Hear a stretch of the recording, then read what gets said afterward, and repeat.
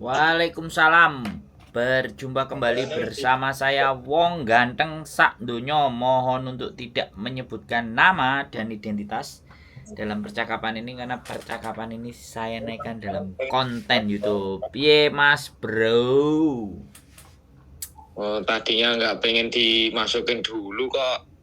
Ini udah masuk kok, gimana? Nelpon saya yo standby sudah. Gimana? Iya. Yo langsung aja Mas. Tak rahasiakan kerjaanku ya. Ya nggak usah. Kalau ada yang nggak harus disampaikan nggak perlu disampaikan. Gimana? Oh iya. Ini langsung seumpamanya visa SLS itu mau pindah ke apa ya? Ada kan ada job yang nawarin gitu loh. Pindah ke visa SLS ini visa apa Mas? Ya jenis-jenis visanya yang apa ya? Ilworker. Sampean foto aja sampean WA kan nggak masuk YouTube, jadi aku ngerti. Paper. Kok paper sih? SLS. Bukan paper. SLS kan kemarin kan Miss Yuni kan pernah cerita kalau dia kan pernah masukin di ya, kebun ada. Bunga apa ya? Kebun. Ya terus. Ya, sistemnya kayak sistem sulapan gitu. Kita kan nggak daftar ke KJRI kan? Ya nggak masalah. Yang penting imigrasi ada, nggak ada masalah. Ada kontraknya, nggak ada masalah. Ada kontraknya resmi, kita resmi. Nah iya ada kontraknya nggak ada masalah. Terus maksudnya sampean piye? Seandainya ada tawaran di job domestic helper itu gimana yo? Bisa nggak? Ya tetap bisa, tapi sampean agent terus majikan tanda tangan, terus sampean pulang dulu atau keluar Makau ganti visanya baru masuk lagi. Oh gitu ya. Ya gitu. Karena proses visa itu kita harus keluar dari negara ini dulu. Pergantian visa kan, aslinya pergantian visa. Jadi visa sampean yang urusan itu, kemudian ke visa domestic helper kan kayak gitu. Bener. Yang tanyakan itu bisa upgrade ya, maksudnya visa pindah ya? Ya change visa namanya. Di change jadi pindah, tapi kan sudah ada majikannya, terus agent yang ngurus, terus KJRI karena masuk ke domestic helper.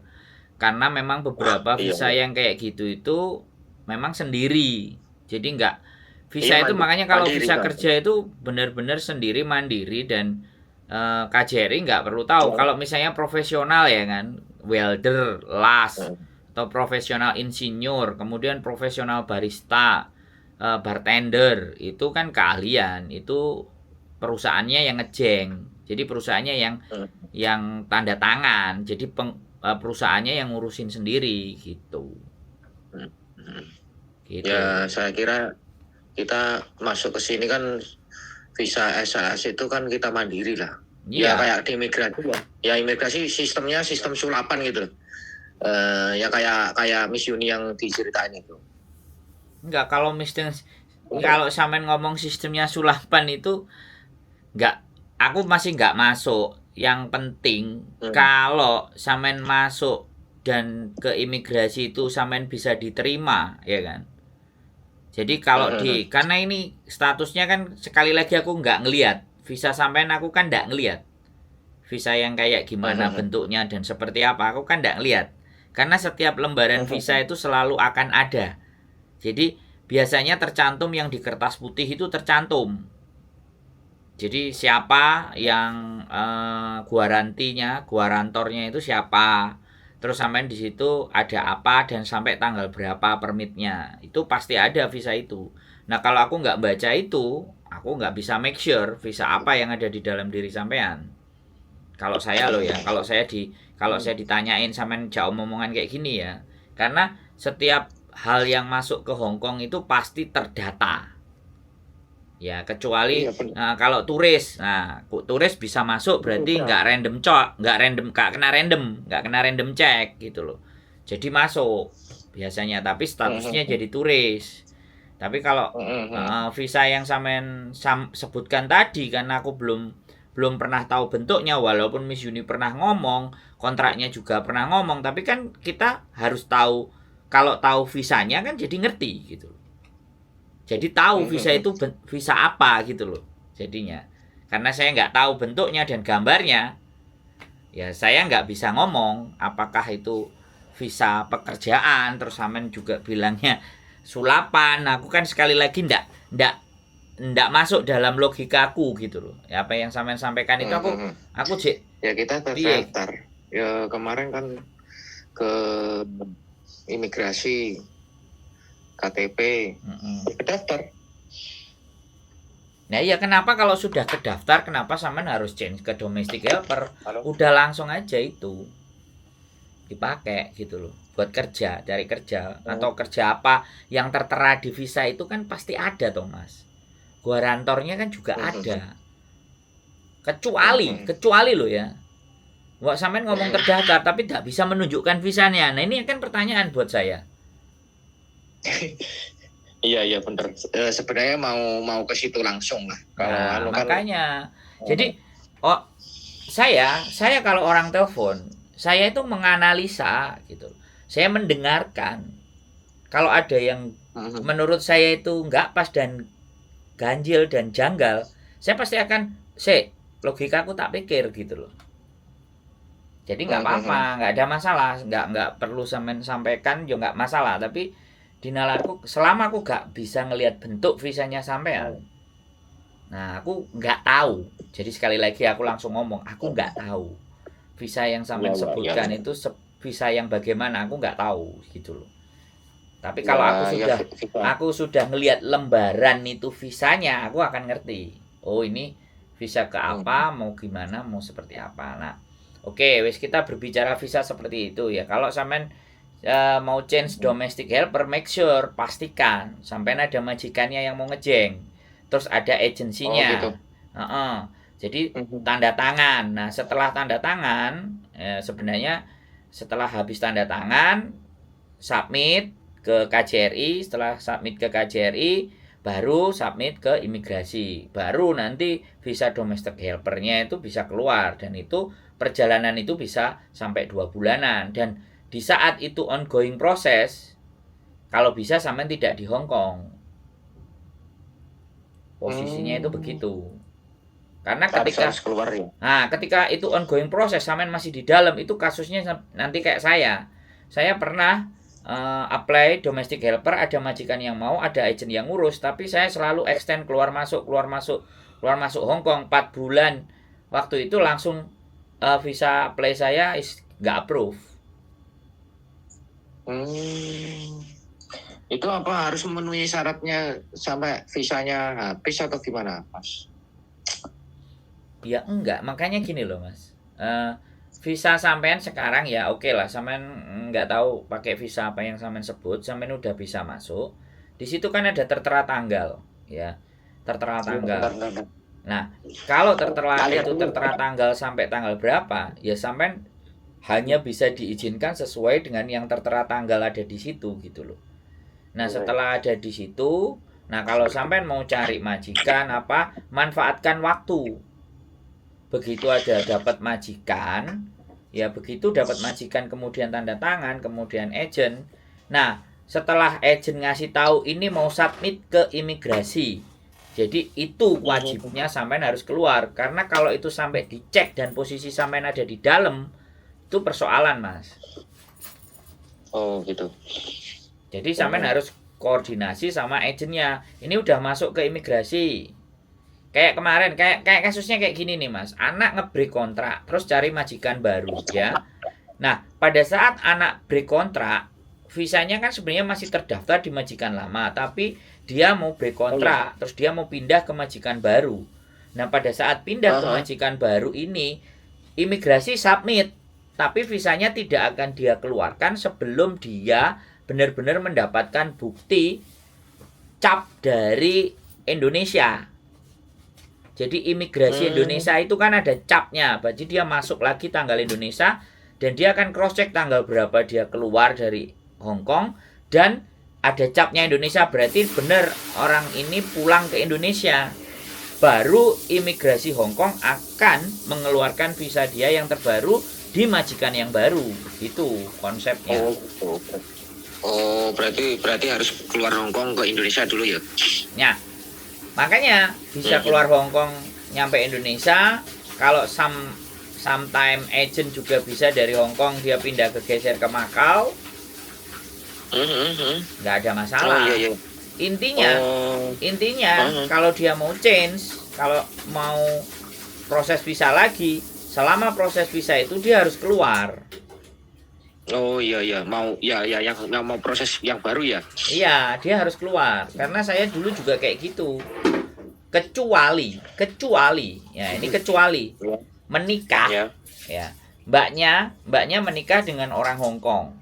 Itu kan change, visanya juga change dari domestic helper menjadi dependent visa. Nah, itu change.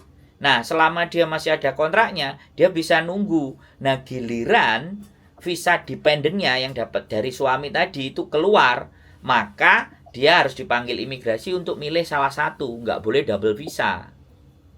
Iya. Ya, nggak bisa masuk ke Hong Kong dengan double visa.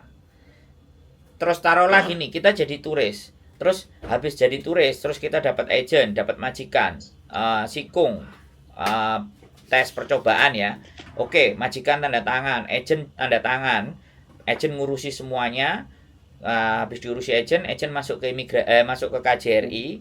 Nah, setelah dari KJRI dapat tanda tangan di KJRI, masuk ke imigrasi. Nah, sampean mesti disuruh keluar kalau mau visanya cepat turun.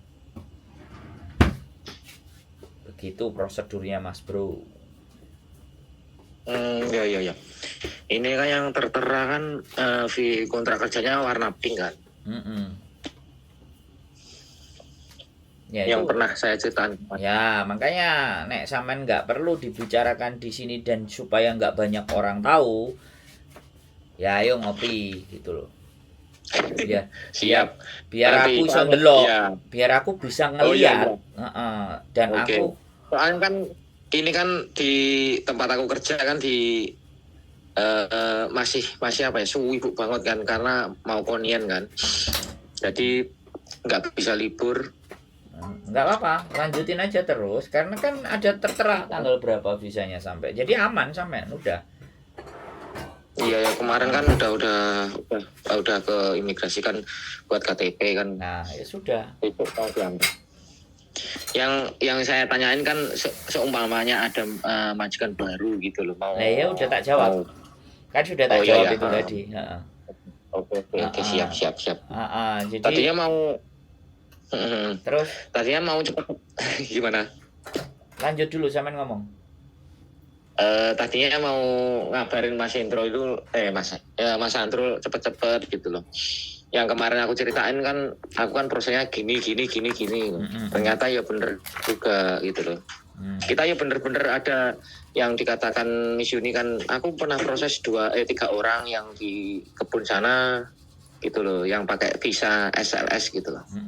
Ada memang ada spesifik job. Kalau ngomong itu ya bener spesifik job. Jadi ada majikan yang mau. Nah, kalau sampai spesifik job itu ada, terus habis itu di sini juga hanya sebagai sementara, kemudian mau change lagi, ya nanti lama-lama ya makanya segera diselamatkan aja. Dalam artian nek anjene ndang geser ya digeser. Kalau menurutku wis siap jalan aja dengan visa itu aja dulu.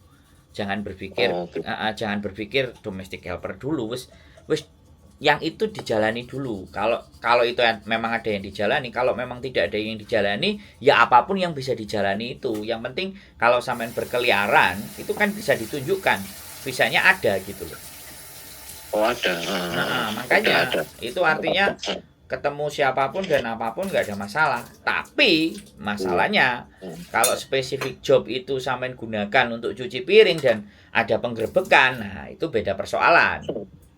Iya kan di luar job itu. Nah itu kan beda persoalan, makanya saya bilang gitu. Nah kalau itu kayak papan lah, bener. Jadi kalau misalnya ada something yang butuh dibicarakan ya. Yang saya, iya Mas, sekali lagi mau tanyain, katanya ya, aku dengar-dengar tuh kelebihan dari ini ya, yang pakai visa SLS tuh, gimana ya?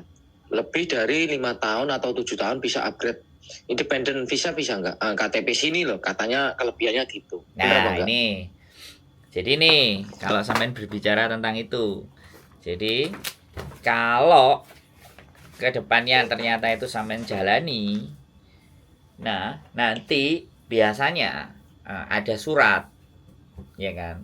Ada surat penawaran buat sampean dari imigrasi. Apakah Anda mau mengambil permanen visa kayak gitu? Jadi dijalani 7 tahun. Jadi kalau bener itu ada Mas ya? Ya kalau memang pekerjaannya sampean ternyata ya secara pajak bayar, secara MPF bayar, otomatis permanen itu juga bisa diberikan. Karena ketika tidak ada kontribusi MPF, pembayaran pajak, karena gajinya under kayak mbak-mbak nih kan 4873 ini kalau setahun pun nggak sampai berapa, makanya itu pun walaupun lebih dari 7 tahun 10 tahun itu tidak akan bisa dapat permanen. Tapi kalau kayak sampean gajinya bisa mencapai 15.000, 20.000 atau 25.000 atau jelek-jeleknya standarnya Hongkong 18.000 itu masih bisa selama company-nya itu support gitu loh. Dan sampean ada rekod pembayaran MPF dan pajak tahunan kalau seandainya penghasilan sampean itu masuk ke termnya pajak di Hong Kong gitu loh. Bisa dipahami nggak? Bisa. Jadi di situ. Kalau masalah gaji sih ya lebih dari lah, cuma ya lebih dari lah, beda lah. Ya makanya ditelateni aja, ngapain geser ke domestic helper? Pertanyaan saya itu dari tadi sampean kenapa kok mau geser padahal sudah dapat visa itu gitu. Ini yang menjadi pertanyaan, paham nggak? Kalau sampean nggak mau sebutin, kalau sampean nggak mau sebutin jangan disebutin. Tapi pertanyaan otak saya itu kenapa kok bisa begitu gitu. Nah itu kita jawab nanti kalau ketemuan aja. Iya bener, ya itu masalahnya itu. Aku kalau ngomong ke sini kan nggak enak, dalam arti nggak enak itu kan agak ke privasi. Tahu, saya tahu arahnya gitu loh.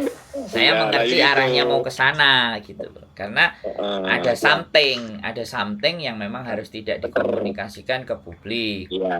Siap.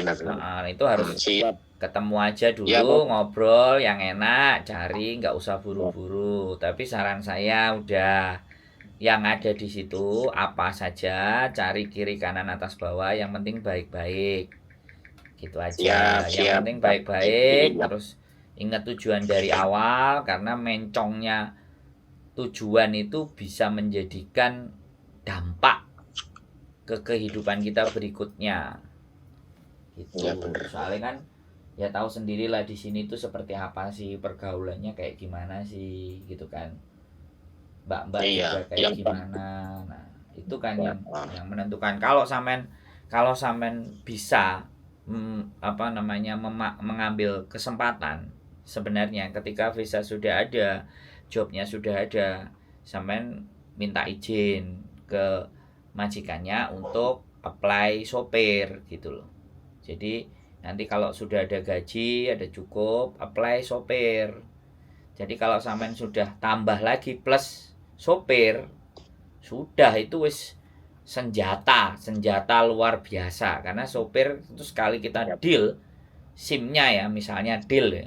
Tapi ya orang-orang bilang ngomong nggak segampang tes SIM di sini sama tes SIM di Indonesia, nggak segampang yang kita pikirin. Tapi begitu deal itu masa depan Mas, dan bisa di-renew, bisa di-renew. Bener. Soalnya gini Mas, aku tanyain gini ya. Saya tadi kan ngomong ke pindah ke domestic helper bisa nggak? Kalau saatnya bisa, ini kan ada sih tawaran dikit lah, maksudnya tawaran ya kayak menjurus ke situ, yang sampean ceritain ke situ, yang ada jobnya supir itu. Soalnya kan dia mau katakanlah minta lah ke situ, ke arah situ gitu. Yang sampean tadi bilang ke senjata itu. Makanya kan dengan visa sampean yang hari ini aja itu untuk mendaftar drive license itu udah bisa selama Gitu. selama yang garansi sampean itu memberikan surat rekomendasi. Gitu. Iya. Makanya yang garansi itu ngasih rekomendasi sampean bisa daftar SIM.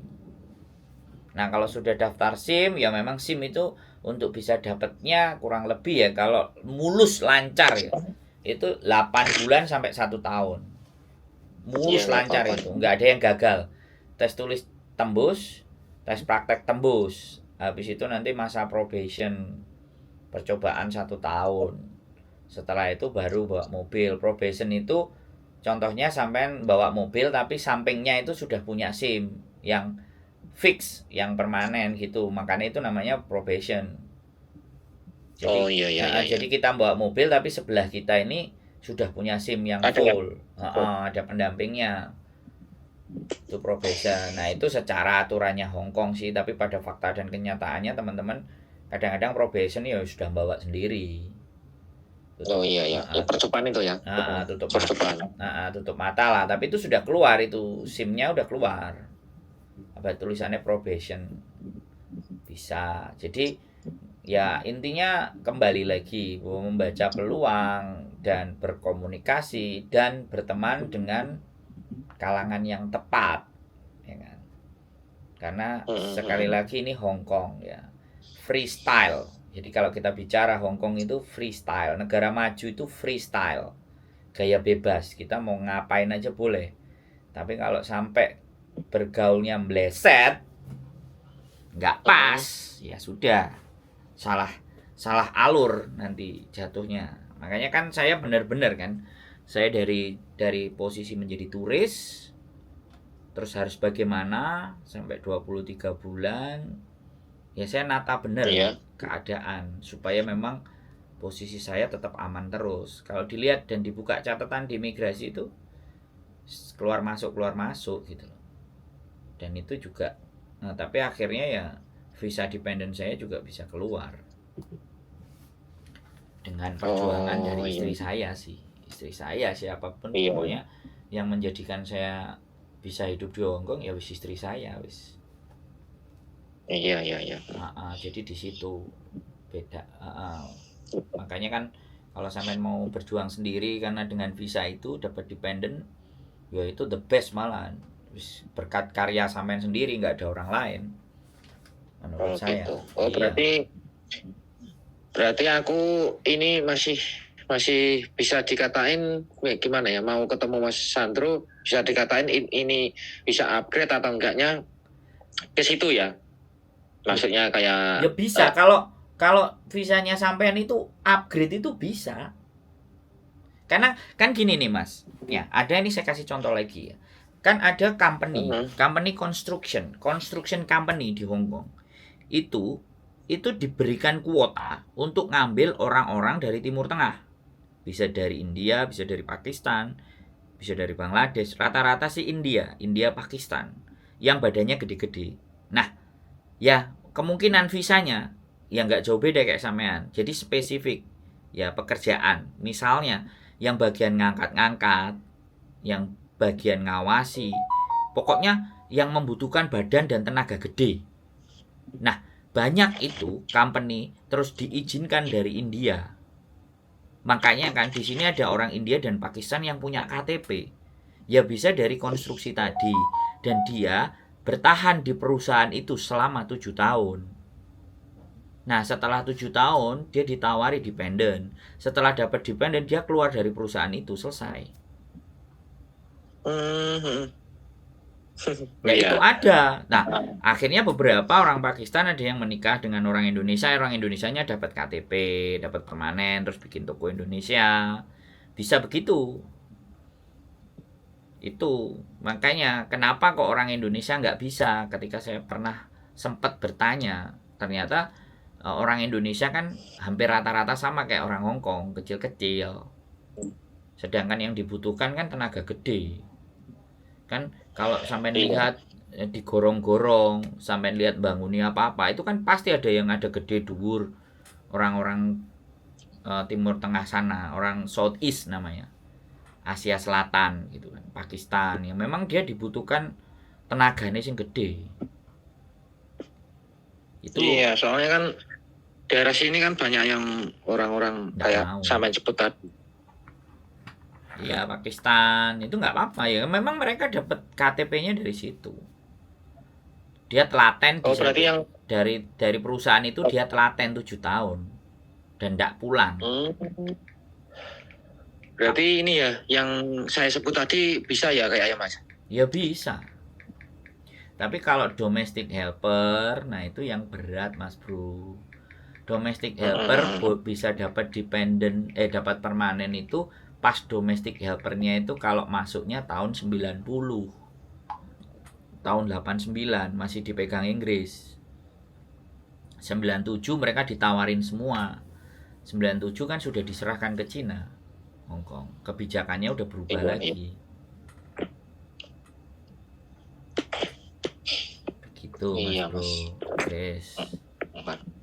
Ada lagi. Makasih pencerahan. Ya, yang penting tenang ya, nggak perlu panik, nggak perlu bingung, sambil berorientasi. Terus bahasanya dipertajam, terus koneksinya dengan orang Hong Kong harus diluaskan. Kalau mau naik levelnya ke berikutnya. Iya, soalnya kan aku lihat kan ini SLS ini apa bisa upgrade ke arah situ atau gimana? Bisa kan lah. Kalau gajinya itu 10.000 up atau paling standar 18 atau 17 bisa. Oh iya.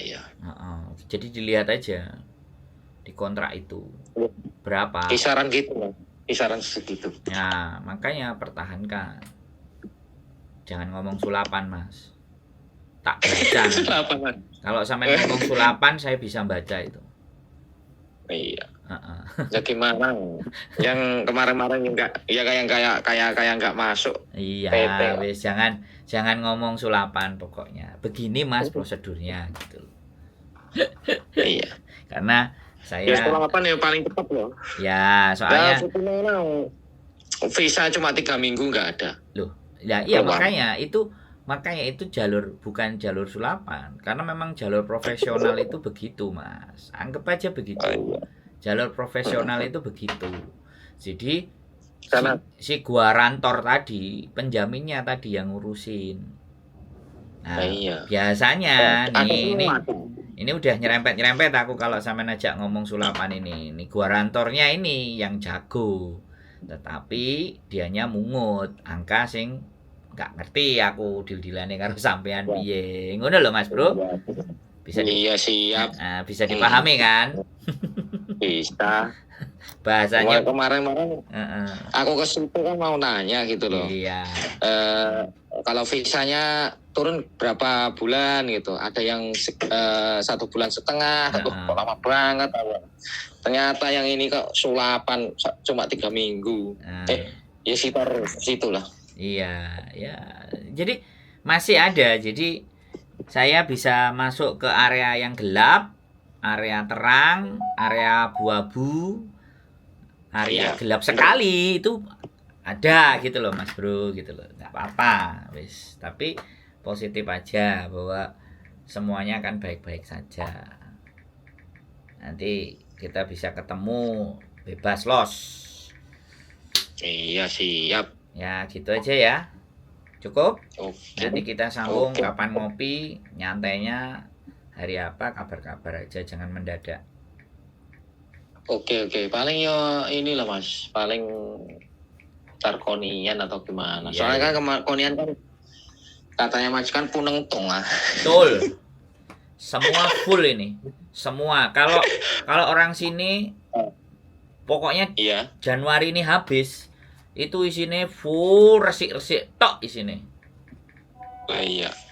Habis full resik-resik kan ini 1 2 3 4 itu wis podo prai kabeh. Tapi kan penerapannya gini Mas, penerapannya di tempat kerja beda lah maksudnya. Ya nanti kalau udah ngopi ngomong enak Ya ntar tak ceritain semua lah. Itu ininya gimana, aku terus harus kemana, Iya, jalurnya gitu loh. Oke, yang penting aja nyerah ya. Sekali lagi aja nyerah. Oh, siap. Siap. Ya. Siap. Oke. Ya, Nggak sip. terus kok. Tak tunggu. Oke. Tak tunggu ceritanya Oke. sampean ini extraordinary soalnya. Belum ada yang cerita. Soalnya kan soalnya kan kemarin-kemarin aku ya mau ke Miss Uni sama Mas Sandro gitu kan, mau ini apa ya, kayak ngomong-ngomong gini loh. Ya. Soalnya kan kemarin kan dipatahin juga, ada kok jobnya gini. Ternyata di Hongkong ada gitu loh. Ya. Kita ngikut aturan Filipina lah kayaknya. Siap. Bener. Jadi menurut saya ada dan Ya. tergantung guarantornya. Guarantornya ini kuncinya. Yang penjamin. Iya bener. Kemarin kan aku ikut linknya agensi kan lewat skill Mandarin gitu, bahasa. Oh ya. Pokoknya Hongkong itu rupa-rupa warnanya, Mas. Nek ngerti. Rupa-rupa warnanya. Nah, kalau kalau sampean mulai melihat dan mulai menjalani. Nah, kalau saya kemarin timik-timik di Sian gitu loh. Ya timik-timik gitu loh. Iya. Pokoknya semangat. Ya saya tunggu. Nyantai-nyantainya, nggak usah buru-buru. Kita diskusi yang los. Oke? Iya. Oke. Ngomong-ngomong, sampean agensinya apa? Bandung ya? Apa gimana? Enggak, saya sudah enggak di Bandung. Saya ada, sekarang punya istri saya sendiri. Oh gitu. Ya ngomong langsung ya buat apa ya? Bulan 5 lah kayaknya. Ada nggak yang stay out gitu, cewek? Wah, stay out susah, Mas. Dianya si mbaknya aja suruh telepon sendiri ke kita. Oh, oke siap. Biar enak. Siap. Oke. Ya. Ntar kasih. Oke, siap. Semangat. Pokoknya kayau, cayo nek Mas. Ciayo. Wis sabar di sini Colin biar amplop merahnya tambah gede. Siap. Oh, iya siap. Matur sembah nuwun Mas ya. Assalamualaikum. Makasih. Waalaikumsalam. Oke, teman-teman. Luar biasa. Tapi ya begitulah. Semua punya cara dan semua punya jalan. Yang penting seperti apa jalannya, seperti apa caranya, semuanya lihat di hasil akhirnya. Proses pasti tidak akan mengkhianati hasil. Keep stay tune my YouTube channel and see you next video. Bye bye.